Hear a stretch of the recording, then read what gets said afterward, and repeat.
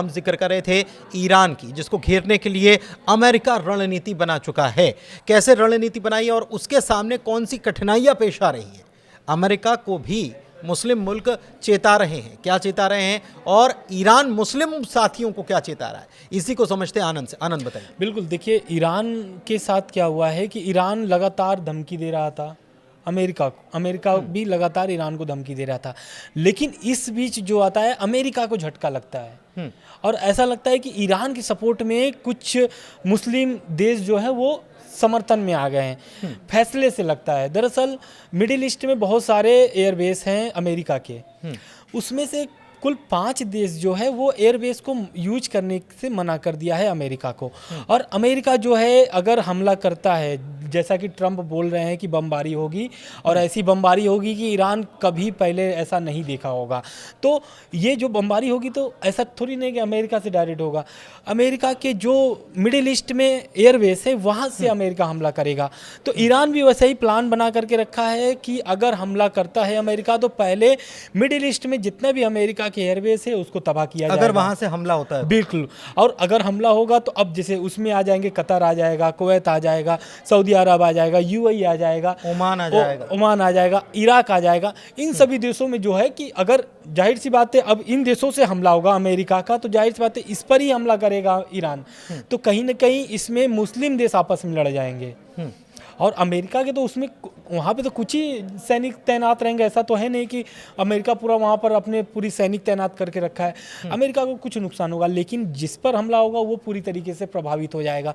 दूसरी बात, इस हमले में वो अब सबको पता है कि मिडिल ईस्ट में यूएई के पास कितना तेल भंडार है, सऊदी अरब के पास कितना तेल भंडार है, कतर के पास कितना है, इराक के पास कितना है, सबके पास तेल भंडार है। अगर हमला होगा तो जाहिर सी बात है ईरान तेल भंडार को भी निशाना बनाएगा। इस कारण से ये कुल 5 जो देश थे अमेरिका को मना कर देते हैं साहब कि भाई साहब अगर आप हमला करते हैं ईरान पर तो मैं इसमें सम्मिलित नहीं होना चाहता हूँ, मेरी जगह का इस्तेमाल मत करना, मेरे जगह का इस्तेमाल मत करिए। दूसरा कि अगर आप मेरे जगह का इस्तेमाल करेंगे तो कहीं ना कहीं मैं पूरी तरीके से प्रभावित हो जाऊंगा। एक चीज और है, ये हमला करना और वॉर, इसमें फर्क होता है। देखिए आना, बिल्कुल ठीक है। और अमेरिका ने कहा है कि हम इतने बम बरसाएंगे तो यानी कि वैसे भी अमेरिका इतनी दूर से ये युद्ध जो है वहाँ लड़ा तो वहाँ नहीं जाएगा, अमेरिका और ईरान के बीच में डायरेक्ट तो लड़ा नहीं जाएगा, इसमें बीच में बहुत सारी जमीन है ना, तो ये वहाँ लड़ा जाएगा। इसके अलावा भी कुछ स्ट्रेटेजी के तौर पर कुछ जंगी बेड़े जहाज जो है वो तैयार कर दिए हैं क्या? बिल्कुल, जंगी बेड़े तो देखिए पहले तो आप देख रहे होंगे कि सीज फायर पहले अमेरिका ने कराया था, किससे, हमास से और हिजबुल्ला से, इजराइल का।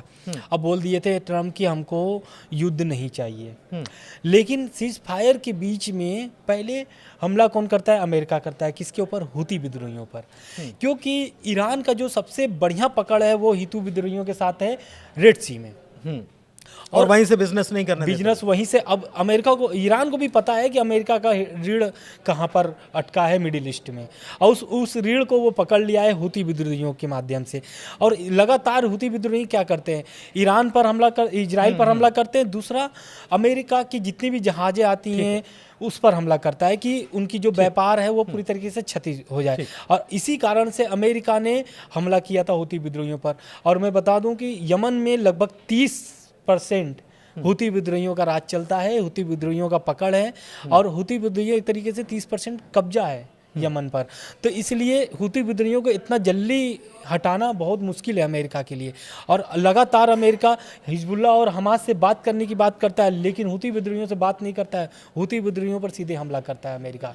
और इस बात को लेकर के ईरान कई बार बोल चुका है कि मैं हुती विद्रोहियों को कोई भी सपोर्ट नहीं करता हूँ, ऐसा।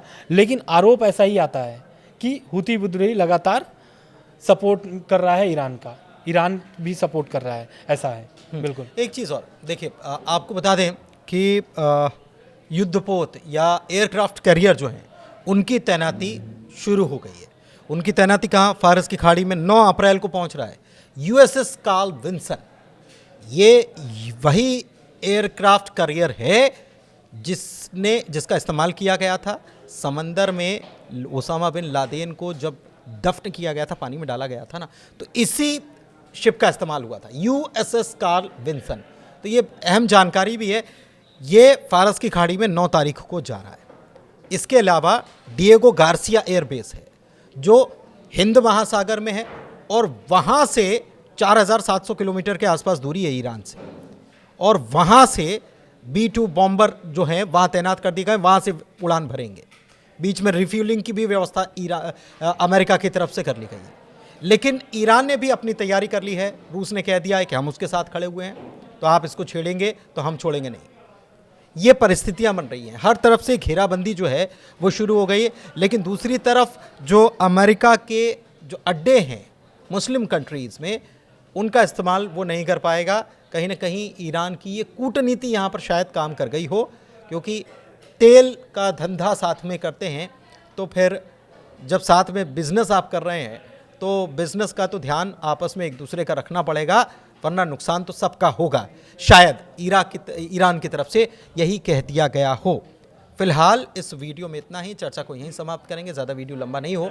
और आपको ये वीडियो कैसा लगा, जानकारी कैसी लगी, ज़रूर बताइएगा कमेंट के ज़रिए, और हमारे चैनल को लाइक कीजिए, चैनल सब्सक्राइब कीजिए। बहुत धन्यवाद। धन्यवाद।